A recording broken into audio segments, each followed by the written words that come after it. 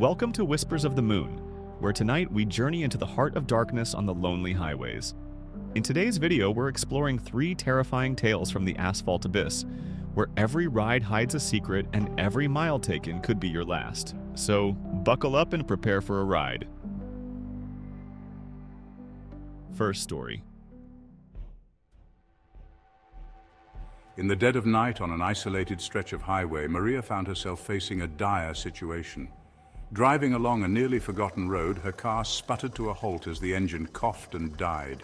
With no cell service and the highway stretching endlessly behind her, she recalled passing a decrepit, abandoned toll booth, its rusted facade barely visible in the dim glow of the malfunctioning streetlight. Desperation and the gnawing feeling of isolation drove Maria to seek help. She started walking back to the toll booth with the darkness pressing in around her. As she approached the toll booth, the air grew inexplicably colder, and a heavy silence descended over the area. The toll booth, once a mundane stop for weary travelers, now seemed to pulse with an eerie, otherworldly energy. There was a window with slot along the bottom of the window just above a shelf. Its windows were cracked and stained. There was a door to the side of the window. The faded sign hung above the door. It was unreadable, with a few partially visualized, peeling archaic letters seen. She peered in the window. Inside, the cramped space was filled with relics of a bygone era. Dusty ledgers, faded photographs, and an old counter that had seen better days. Maria hesitated. There was a bell on the shelf in front of the window. She timidly rang the bell. A slow, deliberate creak echoed through the booth. She peered inside and was met with the sight of a solitary attendant. His attire was antiquated, a worn suit that looked as if it belonged to another century. His eyes were vacant, as though they held the sorrow of countless lives. Without a word, the attendant slid a rusted coin across the counter. The coin, embossed with mysterious symbols and the haunting inscription, "For the lost, in debt to the road," seemed to pulse in her hand. As she fumbled to place it in the payment slot, the attendant's gaze locked onto hers. It was as if he was urging her to understand a terrible truth, that this toll was not merely a monetary transaction. Maria felt a cold shiver run down her spine as the attendant slowly receded into the shadows. The booth lights flickered, and for a brief moment she thought she heard whispers of voices. The toll booth seemed to come alive, its walls resonating with sorrow and despair. Overwhelmed, Maria tried to flee, but her feet were anchored to the ground. She couldn't move. A new name was appearing. In that instant, a vision overwhelmed her senses. She saw countless apparitions, faces contorted in anguish, their eyes pleading for redemption. With a sudden burst of courage, Maria slammed her hand against the shelf and pushed herself away. The spirits wailed, their voices merging into a deafening roar that echoed through the night. The attendant's form dissolved into a swirl of mist. The toll booth started to shake. Her feet worked again. She stumbled backwards, turning to run. She glanced back. The toll booth lights were flickering incredibly fast, but at the same time the toll booth began to crumble inward, as if being pulled back to where it came from. In a final dramatic moment of revelation, Maria understood. The toll was a macabre ledger of souls, each coin representing a life lost to the unforgiving highway. The attendant was not a mere man, but a spectral keeper of the dead, and Maria had almost joined them. Even today, travelers whisper of the toll booth on that forgotten highway, a place where the price of passage is far more than money. Second story. This story takes us to a remote stretch of highway in the late 80s. Jason, a young truck driver, found himself battling fatigue on a long, deserted stretch of highway in the middle of the night. The rhythmic drumming of rain on his windshield was too soothing, until he noticed a solitary figure standing by the roadside, drenched and shivering under the relentless downpour. Despite his reservations, something about her desperate posture stirred compassion within him, and he pulled over. The hitchhiker was a young woman. Her appearance was hauntingly ethereal. Her long dark hair clung to her pale, sorrowful face, and her eyes shone with a quiet despair. There was an inexplicable gravity in her presence, a mixture of fragility and urgency.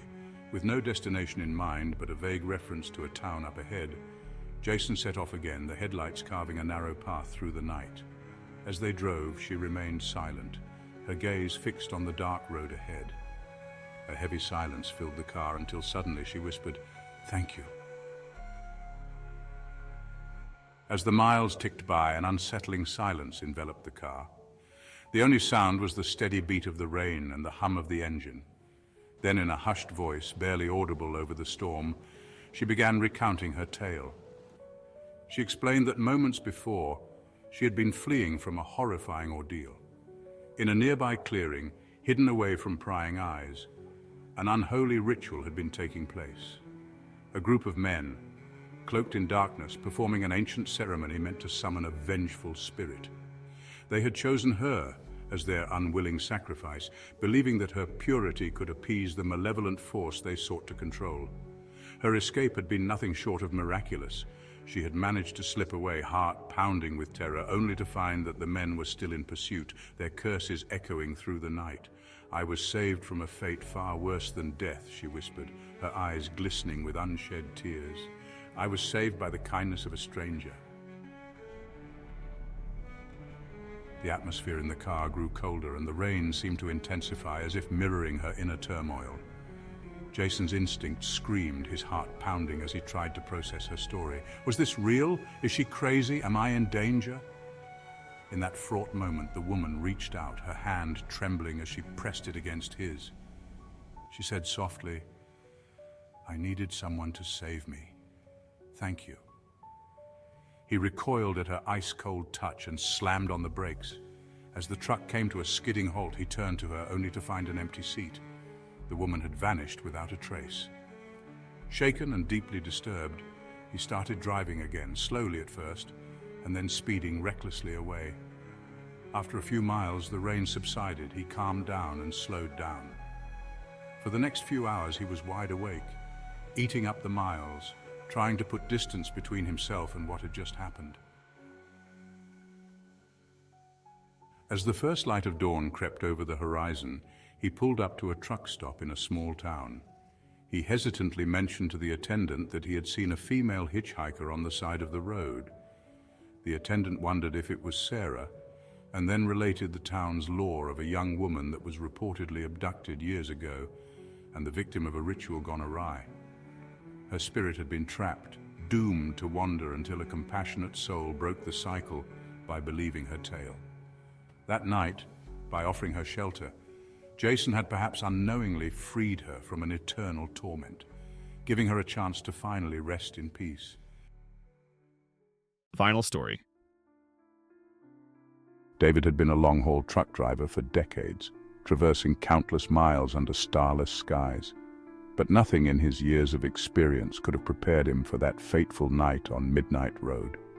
It began like any other stormy evening, a relentless downpour and the drumming rhythm of windshield wipers against the glass. As he merged onto an infamous highway he had never been on before, a sense of foreboding crept over him, as if the storm was merely a prelude to something far more sinister. The road twisted and turned, shrouded in an almost tangible darkness. Lightning split the sky in jagged forks, illuminating gnarled trees and dilapidated structures that seemed to watch silently from the roadside. David's radio, usually a comforting companion, suddenly filled with static. Then, amid the crackle, a distorted voice emerged. "Turn back!" He dismissed it, thinking he misheard, and it was just interference, a glitch in the system caused by the storm, but a lingering chill in his bones suggested otherwise. Approaching a narrow, aging bridge suspended precariously over a yawning chasm, David's heart began to race. The bridge was why the highway was infamous. He had heard scattered tales, with the bridge rumored to be the site of a catastrophic collapse decades ago. As he drove onto the bridge, the temperature in his cab plummeted. His breath turned to mist, and for a moment the world outside transformed into a spectral tableau. Below the rusted metal structure he saw, as if in a half-remembered nightmare, the crumbled remnants of the bridge scattered like fallen dreams. Ghostly figures drifted beneath him, their expressions etched with despair. The truck shuddered violently, and David fought to maintain control. The radio burst to life again, now intensely repeating the cursed warning in a loop. In a desperate bid to break free from the haunting scene, he accelerated. But the more he sped up, the more the apparitions multiplied. Faces filled with sorrow and longing appeared in every reflection. On the slick, rain-soaked windshield, on the rear-view mirror, even in the puddles pooling on the road. Each spectral visage silently pleaded for acknowledgement, their eyes glistening with unbearable grief. A particularly vivid vision seized David's attention. A young woman in a faded dress, her eyes brimming with tears, standing on the edge of the bridge. In that silent moment, as if communicating an unspoken farewell, she reached out to him before vanishing into the void. The sorrow in her expression was so profound that it shattered David's resolve. He slammed on the brakes, bringing the truck to a trembling halt in the center of the bridge. For what felt like an eternity, the storm's fury was eclipsed by an overwhelming silence. David sat, paralyzed, as the spectral figures gathered closer, their mournful presence a heavy reminder of lives lost to the ravages of time and neglect. The bridge, a monument to tragedy, seemed to weep with the weight of unhealed wounds. He snapped out of it, went to put the truck in reverse. He tried to back up. The radio broadcast stopped. There was a pause. And then, over the radio, he heard, "It's too late now."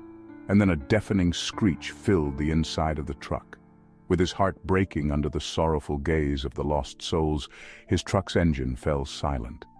The haunting figures slowly enveloped him, their silent lament a requiem for a man doomed to join their endless procession, another tragic soul forever tethered to Midnight Road.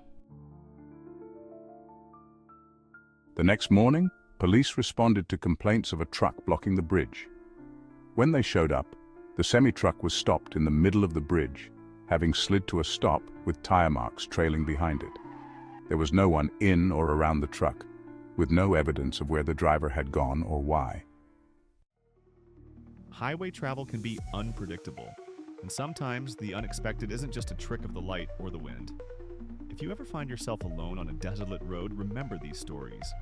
The past has a way of catching up with us, especially on those highways that never truly sleep. Thank you for watching. Drive safe and keep your eyes on the road. You never know what you might encounter.